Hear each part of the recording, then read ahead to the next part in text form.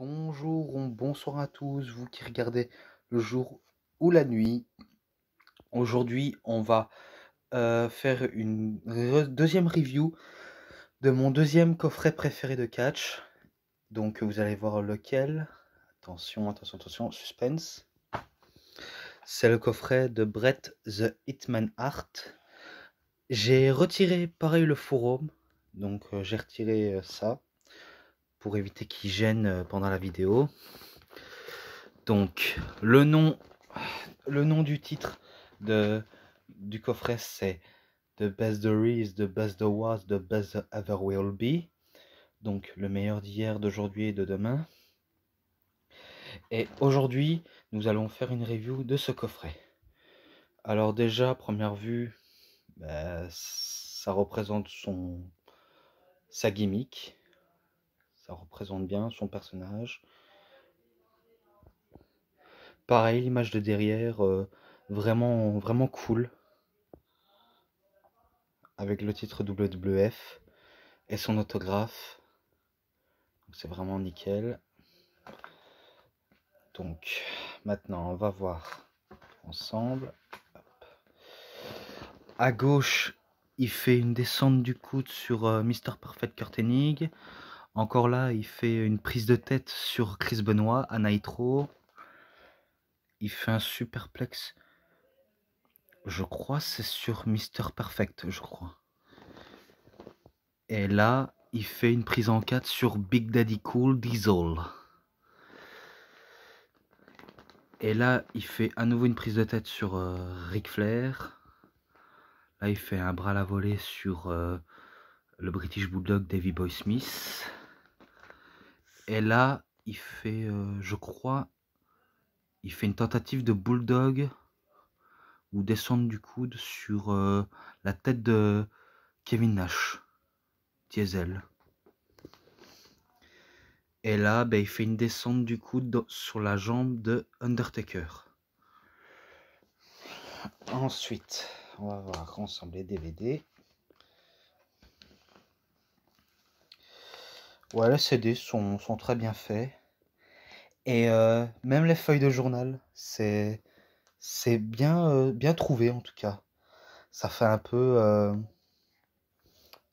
la une des journaux, en gros comme ça, quoi.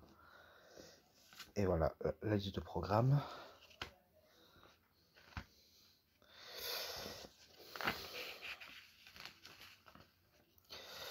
Alors, DVD 1, documentaire. Je me rappelle que le documentaire, il était pas mal. Il était vraiment pas mal et c'était classe de la part de Bret de faire son propre DVD, surtout sa propre histoire. Car en vérité, lui et McMahon, ils étaient tous les deux, ils pouvaient pas s'encadrer les deux hommes. Donc pour lui, Bret, il n'oublie jamais ce fameux incident. Et là, je crois qu'il a mis un peu de côté pour le bien de son programme. Donc on va vite commencer. Les dernières années, enfin, première année, pardon, les premières années, ça c'est quand il débute le catch. Il apprend le catch aux côtés de son père, ses frères aînés, son petit frère et cousin ou neveu et ami.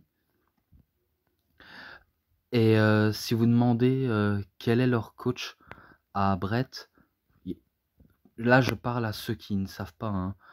Ceux qui connaissent savent la réponse, mais leur entraîneur c'est le père de Bret Hart, donc Stuart, qui va également le former.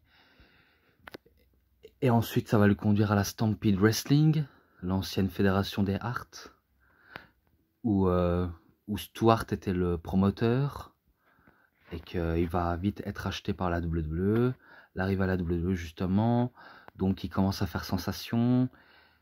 Je crois, non, il débute à la WWE, mais on voudrait lui modifier sa sa gimmick en tant que cowboy, mais Bret ne voulait pas accepter cette gimmick de cowboy, préfère rester humble, très, très technique, et ça va lui conduire jusqu'à la Hart Foundation, où il fera équipe avec Jim Neidhart, l'enclume. Donc ils vont former une très bonne équipe qui va avoir une énorme influence aussi, surtout parce que Bret était le méchant, quoi. Et, du coup, ça va très bien marcher dans la Hart Foundation. Ensuite, Hart Foundation. Excusez-moi, j'ai dû faire une petite coupure car on m'appelait. Donc je disais champion intercontinental, enfin j'allais dire champion intercontinental, ça c'est quand il affronte Mr. Perfect Kurt Hennig, pardonnez-moi le doigt. Ouais, il affronte Mr. Perfect Kurt Hennig pour le titre, où le match sera pas mal bon. Il sera vraiment très très bon. Il y a beaucoup plus de technique et de psychologie. Tout se passe dans ce match. C'est vraiment une clinique de catch comme on aime. Championnat WWE. Donc là, il parle de sa victoire face à Ric Flair. Et en plus, dans ce match-là, il se disloque un doigt et il se la remet en place. Ce qui va pas l'empêcher de gagner. Donc il gagne le titre avec succès. Star international, ça c'est quand il gagne la reconnaissance des fans, qui va devenir très vite un gentil et un champion hors pair. Donc il va très vite monter en puissance grâce à ça. Guerre familiale des Hart. Ouais, là il parle de son match face à Owen à WrestleMania 10, qui était le meilleur match d'ouverture. Qu'on l'a mis 4 étoiles à ce match, alors que certains spécialistes voulaient un 5 étoiles. Donc c'est vrai que un 5 étoiles pour un match d'ouverture, ce sera les deux frères qui auront volé la vedette. Donc quel dommage, hein. Surtout gros potentiel. Iron Man match, là il parle de son match face à Shawn Michaels. Pour le Iron Man match, qui est un match aussi classique dans la carrière de Bret et de Shawn. Même malgré qu'ils se détestaient réellement à l'époque, ils sont très très très pros sur un ring. Et ça on peut pas leur enlever, hein. Leur côté professionnel sous le ring et mettre leurs différences de côté, il y a de quoi faire un très très bon match. Ensuite, Stone Cold Steve Austin. Là, il parle de ses rivalités avec Austin. Je crois qu'il parle aussi de sa rivalité au Survivor Series, qui va leur conduire à WrestleMania 13, où il va être déclaré être un 5-star, qui veut dire un match 5 étoiles. Alors dans ce match, entre Stone Cold et Bret, il y a double turn. Ça veut dire que Stone Cold arrive en tant que méchant. De l'autre côté, Bret arrive en tant que gentil. Mais à la fin du match, quand Bret fait un sharpshooter sur Stone Cold, sans soumettre, Stone Cold ne soumet pas du tout, et ben il aura perdu connaissance. Il aura peut-être certes perdu le match, mais là, Bret sera déclaré heel. Et Austin, le face, quoi. Donc face, c'est le gentil, et heel, le méchant. Et après, USA-Canada, contre Canada. Ça, c'est quand il tourne sa veste face au public américain, qui s'allie à Jim Neidhart, Owen Hart, British Bulldog et Brian Pillman. Donc la Hart Foundation ensemble réunis. Survivor Series 1997. Là, il parle du Montreal Screwjob. Et attention, un truc que j'ai oublié de signaler dans le documentaire de Shawn. En fait, il y avait des détails que j'avais dit, mais par contre, je n'ai pas été aux profondeurs. Vous saviez que, enfin peut-être que vous ne saviez pas, mais Vince McMahon, Shawn Michaels et Triple H avaient modifié les plans sans informer Bret Hart, car Bret Hart il avait signé à la WCW et qui devait partir à la concurrence et qui son contrat s'achève au Survivor Series quoi.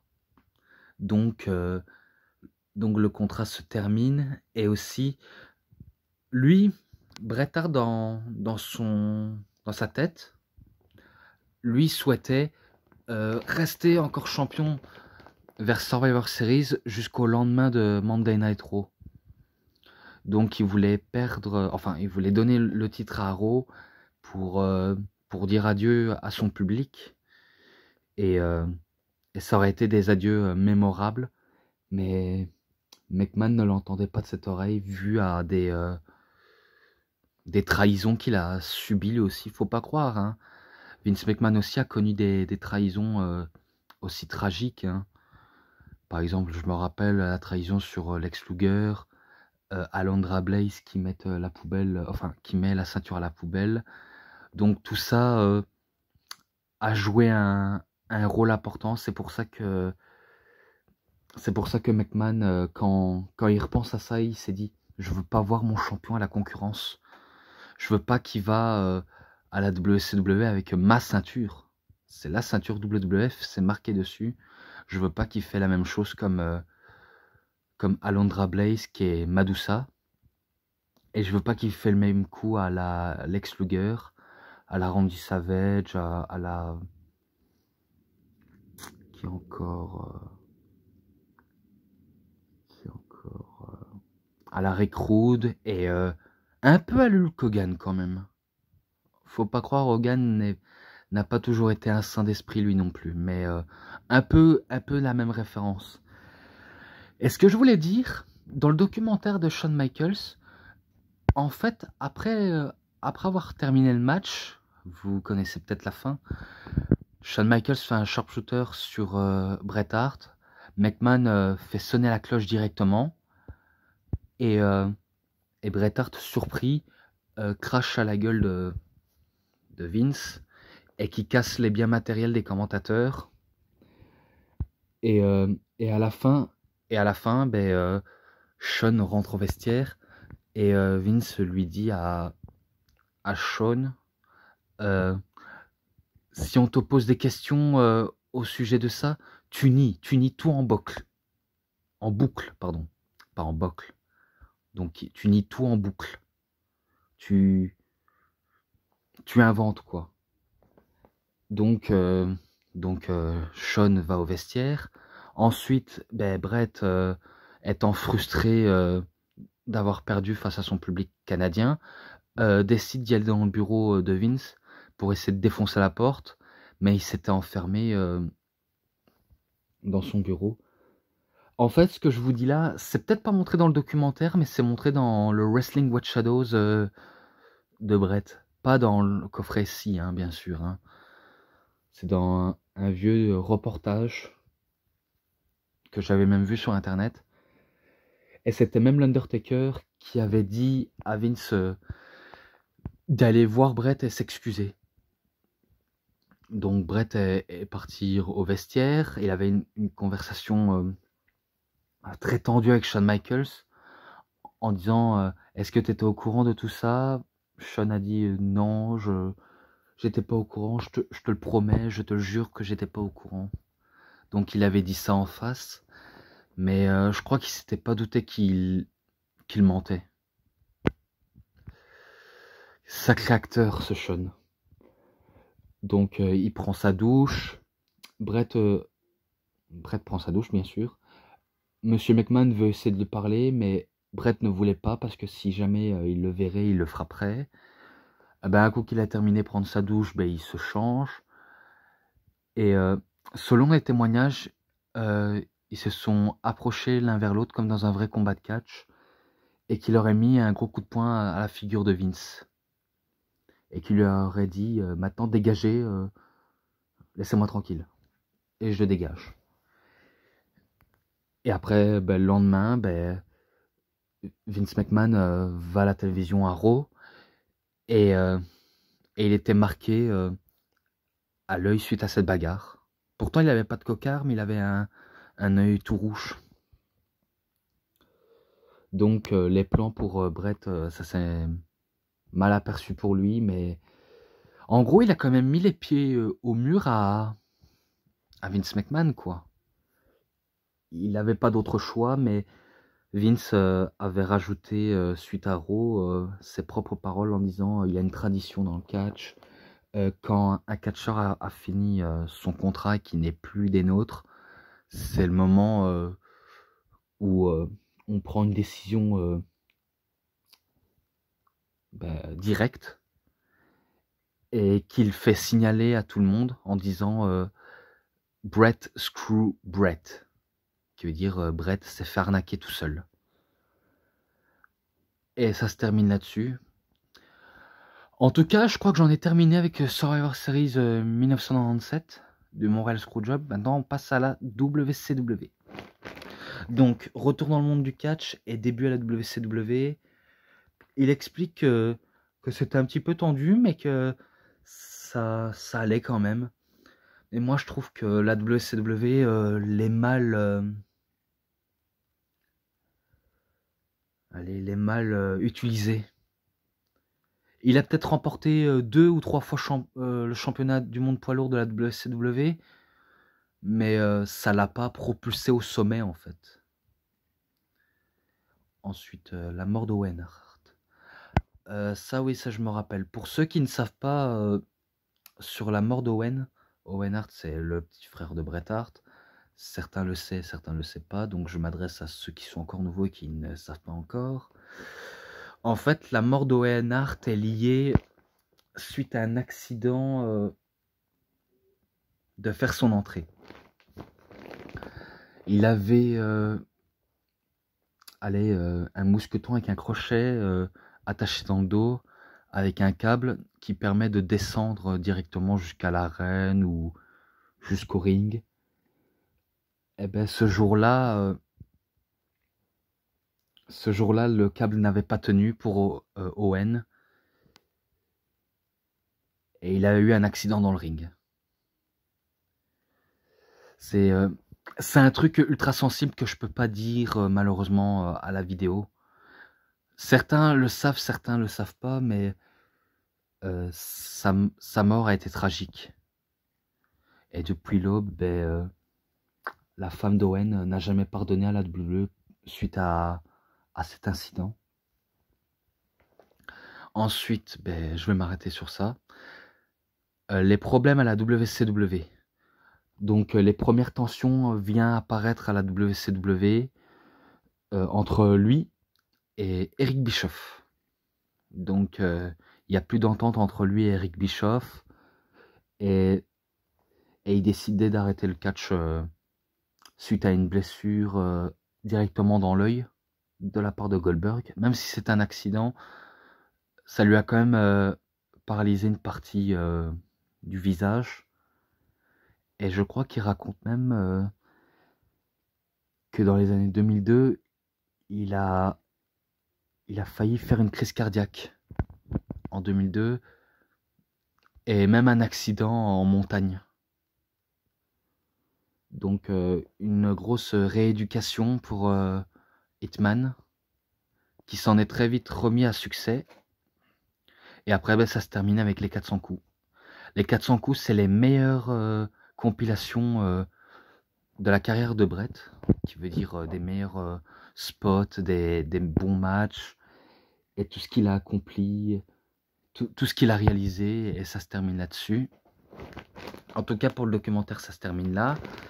Et maintenant, avec les entrevues, vidéo hommage et de matchs. Donc, on va continuer avec les interviews. D'abord, il dit qu'il avait sélectionné les meilleurs matchs que selon lui, c'est les meilleurs, et qui espère que ses propres fans vont l'adorer. Là, il parle de l'origine du nom Donjon.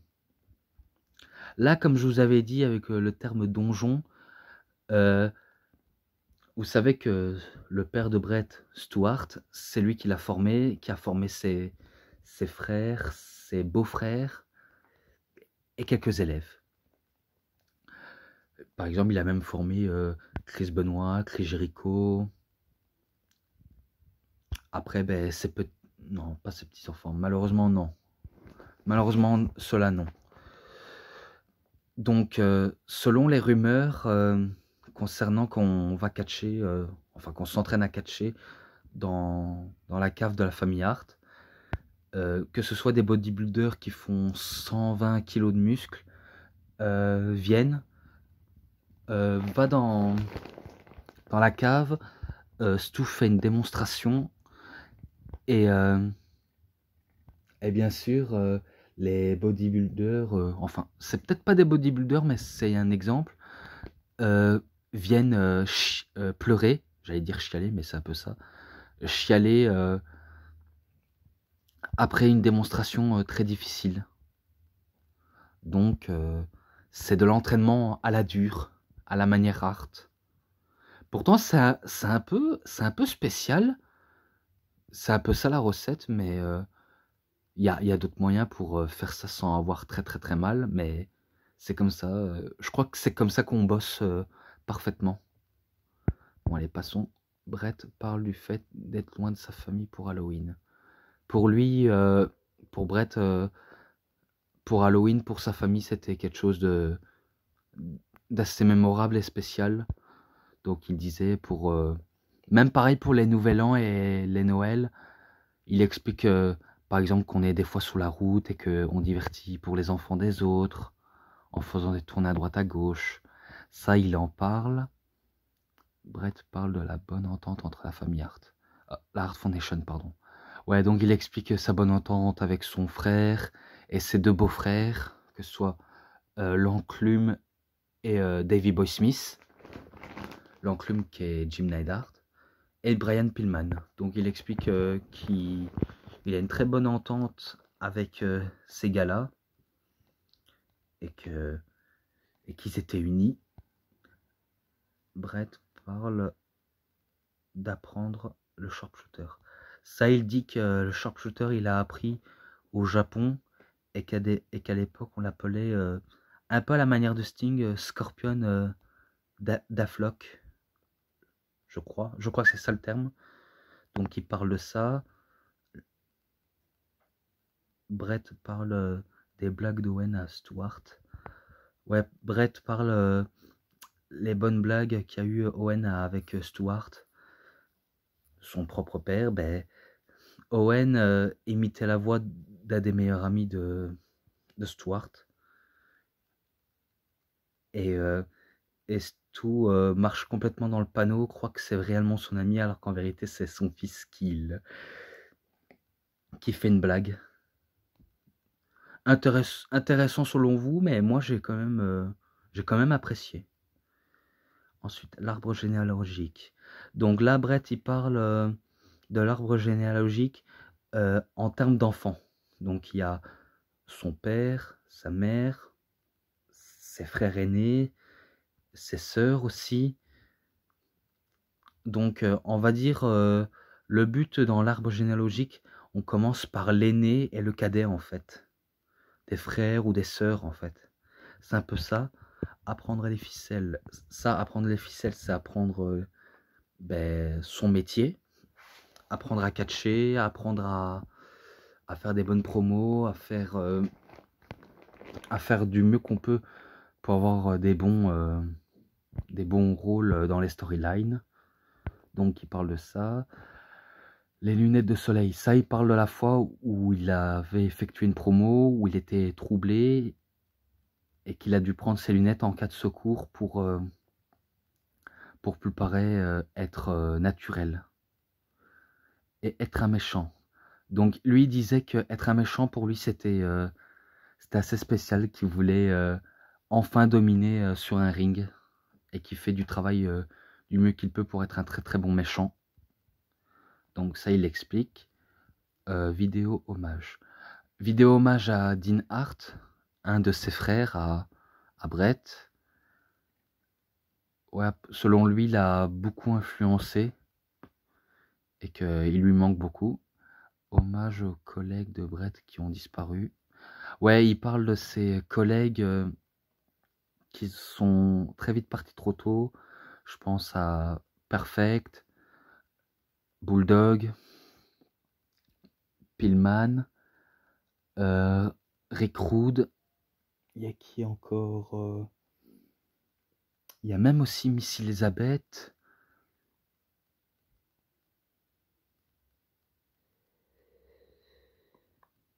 Ouais, il parle des nombreux catcheurs avec qui il a travaillé qui sont très vite partis trop tôt. C'est vraiment touchant quand même. C'est vraiment touchant, il y a vraiment de l'émotion quand on regarde les vidéos hommages. C'est les seuls trucs qui font réagir en tout cas. Ensuite, les matchs. Là, c'est au Madison Square Garden le 13 du 7 1985. La Hart Foundation contre les British Bulldogs.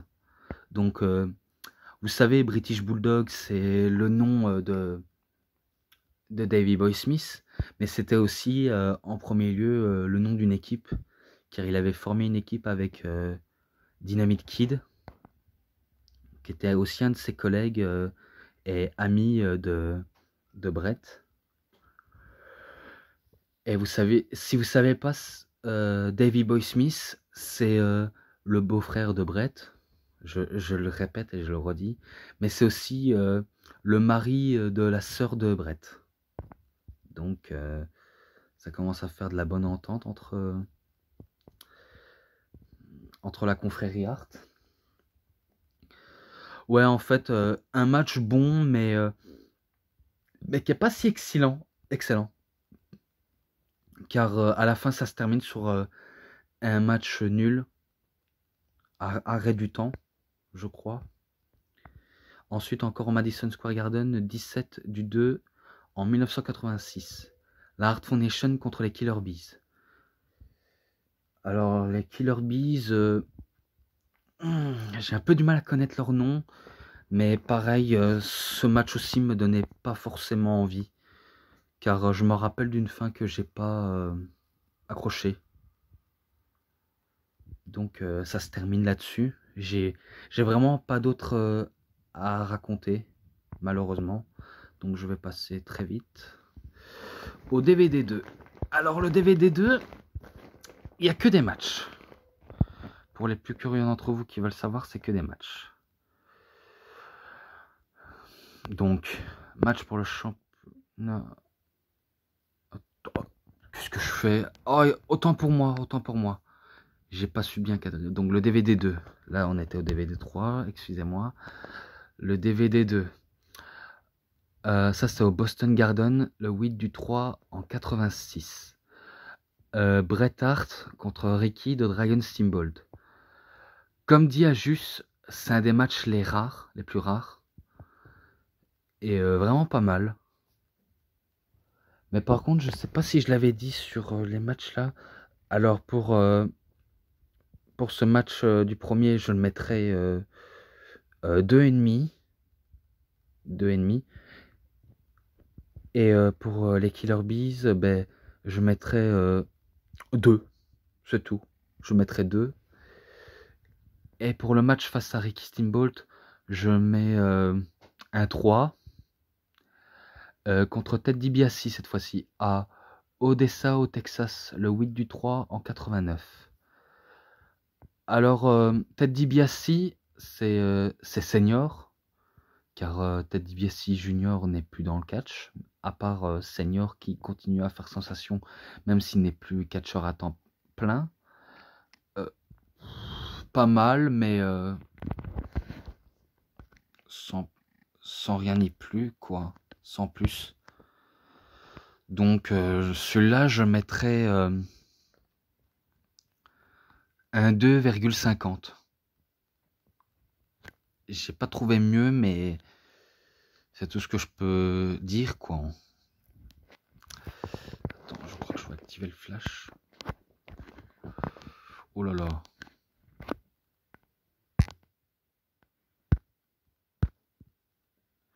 Oh là là, ça aveugle direct. Hein. Excusez-moi pour ceux qui sont épileptiques. Donc, au Saturday Night's Main Event, le 28 du 4 en 1990. La Hart Foundation contre les Rockers. Les Rockers, je sais bien que le match était pas mal. Le match était vraiment pas mal. Jusqu'à ce qu'il y ait une intervention. Je sais plus de qui, mais... Je sais pas si c'était les Legends of Doom.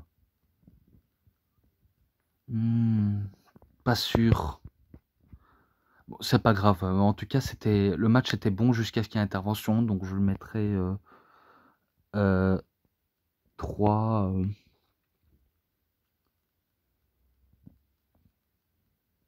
3,10. Désolé pour ce truc négatif, mais c'est le seul truc qui me dérange.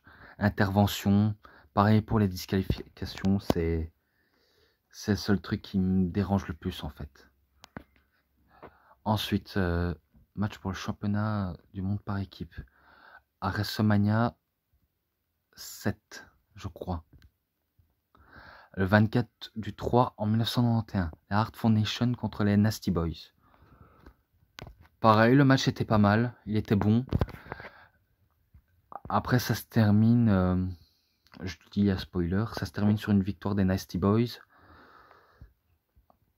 Je le mettrais 2,5. Voilà, je le mettrais 2. Ensuite, match pour le championnat intercontinental de la WWE au SummerSlam 1991 de 26/8. Vous avez compris, en 91. Bret Hart contre Mr. Perfect. Le match à WrestleMania pour le titre... SummerSlam pour le titre intercontinental est pas mal. Je le trouve qu'il est très très bon. Et pour ceux qui ne savent pas, la petite anecdote, c'est que Kurt Hennig, je crois que c'était avant ou après le match, il avait une fièvre. Ouais, peut-être qu'il a catché en étant malade. Donc il a continué à être pro malgré qu'il n'était pas si bien en forme. Mais ça reste quand même un très bon match. Donc Hennig, vraiment un professionnel. Et dommage qu'il soit parti vraiment trop tôt. Donc celui-là, je le mettrais... Qu'est-ce que je pourrais lui mettre? Je le mettrais un 4. Donc ce match-là, vu comment il est très bon, je le mets un 4. Donc voilà, donc ça mérite largement sa place, selon moi. Mais passons. Ensuite, match pour le championnat intercontinental, toujours. Mais cette fois-ci, au SummerSlam 1992, 29/8. Bret Hart contre le British Bulldog Davey Boy Smith. Pareil, le match était vraiment très très très bon. Et pourtant, Bulldog, il était perdu durant le match. Il était troublé et angoissé. Mais il y avait Bret Hart pour lui tenir main, quoi. Pour le tenir tête, plus simple. Donc il aide à se ressaisir. Et malgré tout, ce match, il est pas mal. Même si ça se termine en petit paquet, ça reste quand même un bon match. Donc celui-là, je le mettrais un 4,10. Ouais, ça reste quand même un bon match. Donc il mérite largement sa place. Ensuite, à Barcelone, Espagne, 24/4 en 93. Bret Hart contre Bam Bam Bigolo. Ce match, je ne le connaissais pas non plus. Pour être honnête, les matchs comme ça de Bret Hart, je ne les connaissais pas avant. Et pourtant, il est très bon. Il est très bon, mais pas... c'est pas, on va dire, un 5 étoiles, mais... voilà, un bon match de mid-card. Un bon match technique. Donc celui-là, je le mettrais un 3,5. Ouais, allez, un bon petit 3,5. Qui est pas mal. Ensuite, King of the Ring 1993. Match de demi-finale. Le 13/6 en 93. Mr. Perfect contre Bret Hart. Celui-là non plus, je le connaissais pas. Je le connaissais pas ce match. Et je crois qu'il avait catché 2 fois dans la même soirée, Bret Hart, pour être qualifié pour la demi-finale. Ouais, il était très bon, donc celui-là contre Perfect, encore une clinique de catch, hein. Donc vraiment pas mal. Donc celui-là, je le mettrais un 4,20, qui était beaucoup plus bon que le premier, mais pas mal. Ça fera peut-être polémique, hein, ce que je ajoute comme chiffre, mais j'essaie d'être le mieux objectif possible et donner mes avis du fait que ça vous plaît. Donc ce sera peut-être pas forcément plus clair possible, mais j'essaie de tenter pour que ça fasse pas de problème. Ensuite, le match que j'adore. Mais là, c'est le pur match que j'adore de Bret et d'Owen. Leur match à WrestleMania 10, le 20 du 3 en 94. Ce match est un classique qui mérite d'être un 5 étoiles selon moi. Ce match sort du lot. Il se passe tout dans ce match. Il y a la psychologie, la technique, et tentative de gagner, surtout de la part d'Owen, en plus qui était jaloux de son grand frère. Et le grand frère essaye de faire tout pour faire amener à la raison son petit frère. Et finalement, ben, ça passe sur une victoire d'Owen. Donc, pas mal. Pas mal. Donc, celui-là aussi, je le mettrais 5. Celui-là, je le mets 5. Ça va peut-être poser un problème, mais je le mets 5. Car il mérite, selon moi, il mérite un 5 étoiles. Même si à SummerSlam, dans un match en cage, il a eu 5 étoiles, on lui met 5 étoiles. Peu importe ce qu'on peut me dire, mais au moins il mérite sa place. Donc, maintenant on passe très vite au 3e DVD. Voilà, il reste tout là. Et après on s'achève ici. Donc, match pour le championnat d'AWE, White Plain, New York City, 29 du 9 en 94. Bret Hart contre Owen Hart. Comment dire, ce match n'est peut-être pas, on va dire, à la hauteur de WrestleMania 10, mais il est très bon. Très très bon. Attendez. Oui, excusez-moi, j'ai dû couper, car on m'appelait. Car c'est chiant qu'on m'appelle tout le temps. Ouais, donc je disais, il est peut-être pas aussi bon, enfin, qu'est-ce que je raconte aussi bon? Il est peut-être pas, on va dire, au même niveau que WrestleMania 10, mais il est très bon, donc celui-là, je le mettrais un 4,50. Voilà, il a sa place. Je crois qu'il a sa place. En tout cas, jugez-moi si j'ai raison ou tort, mais je serais curieux de savoir votre avis. Ensuite, à In Your House, le 14 du 5 en 95, Bret Hart contre Hakushi.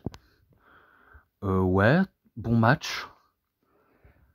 Mais on va dire, ça surprend plus d'un, mais moi aussi ça m'a un petit peu surpris, même si c'est pas le match du siècle. Celui-là, je le mettrais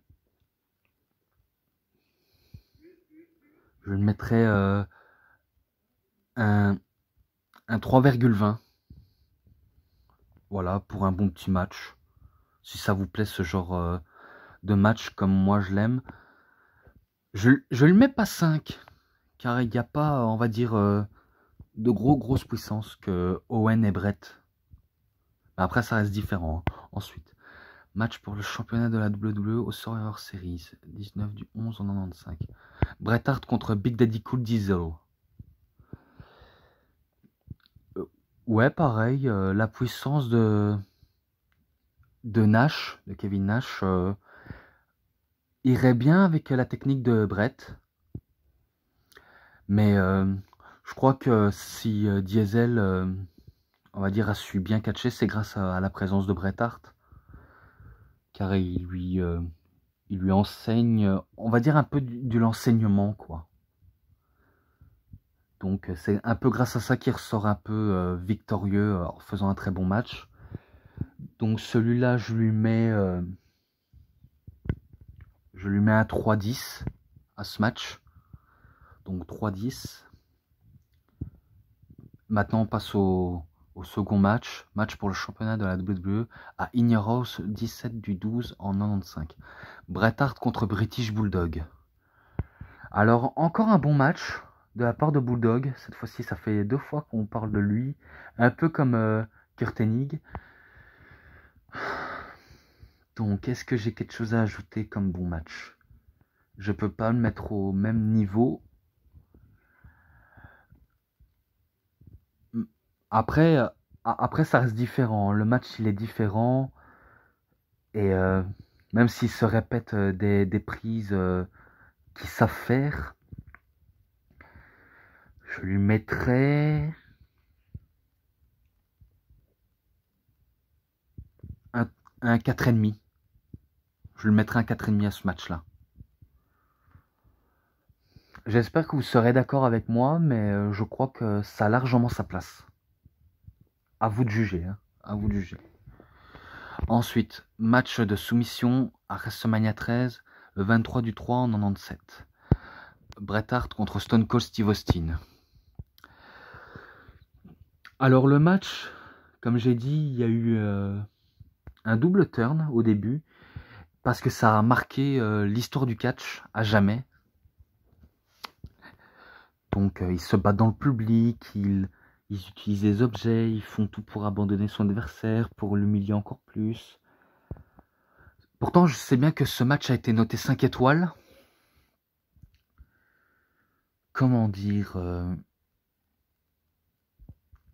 je ne sais pas s'il a sa place en tant que 5 étoiles ou la note globale de 5. Dur à choisir. C'est chaud. C'est vraiment chaud pour choisir.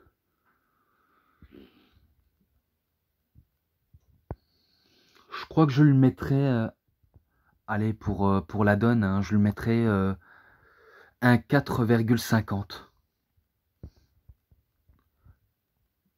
Pas parce que je déteste ce match, hein, parce que je me dis, même si elle a été notée 5 étoiles, pourquoi pas le mettre un 4,50 pour la donne. Mais autrement, il est bon. Hein. Là, on commence pas avec des matchs pourris. On commence avec du bon. Ensuite, match pour le championnat de la WWE au One Night Only. En Angleterre, le 20/9 en 1997. Bret Hart contre l'Undertaker. Pareil, Bret Hart, je crois qu'il a beaucoup aidé Undertaker à performer son niveau in-ring. Donc l'Undertaker fait un bon match en travaillant avec Bret. Même si à la fin, ça se termine en disqualification, comme finish de fin. Ouais, c'est le truc qui me dérange en fait. C'est la fin qui me dérange à chaque fois. Quand il y a disqualification, quand il y a un match nul ou arrêt du temps. Celui-là, je pourrais le mettre un 3,20. Le match est bon, mais la fin décevant. Donc je le mets la note globale. Et ensuite, le dernier match, le non des moindres, match en hommage à Owen Hart à WCW Monday Night Raw, le 4/10 en 1999. Bret Hart contre Chris Benoit. Là, ce match, peut-être qu'il sera jamais élu match de l'année, mais un match qui est bon, mais même très très bon. Chris Benoit, durant toute sa carrière, il est reconnaissant à toute la famille Hart, tout ce qu'ils lui ont donné par la suite, car il sait bien que sans les Hart, il ne serait jamais arrivé là où il serait. Donc, on va dire, c'est un peu du maître contre élève. En plus, c'est un hommage à un collègue et un autre professeur qui nous a quittés trop tôt. Donc je crois qu'ils ont ils ont bien fait un très bon match. Ça s'enchaîne très vite, hein. Ça s'arrête pas, ça s'enchaîne, ça continue et ça recontinuera. Alors ce match va peut-être faire polémique, c'est ce que je vais donner la note, mais je lui donnerai allez, un 4,90. Je pourrais lui donner un 4,90. J'espère que vous n'avez pas été trop surpris, mais en tout cas, le match est très bon.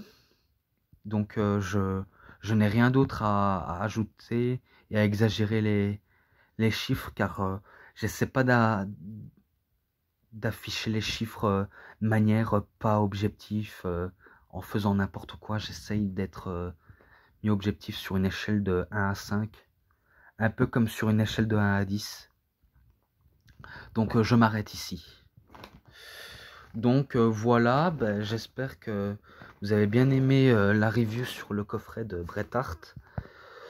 En ce moment, je crois qu'il est toujours sur Amazon, sur un prix, le prix qui pourrait baisser.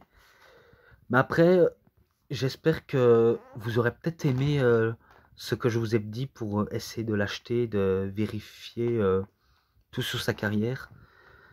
Car c'est vrai que ça dépend les goûts de chacun. Si vous adorez de la nouvelle école ou de l'ancienne école, ça dépendra de vous. Mais moi, quand il y a des très bons catcheurs comme ça, je ne peux pas m'empêcher de mettre dans mon classement préféré. Et il y en aura encore, hein. En tout cas, j'attends vos réponses. Et je serais très curieux de savoir si vous avez adoré. En tout cas, moi je vous dis à une prochaine fois. Salut, au revoir, bonsoir tout le monde.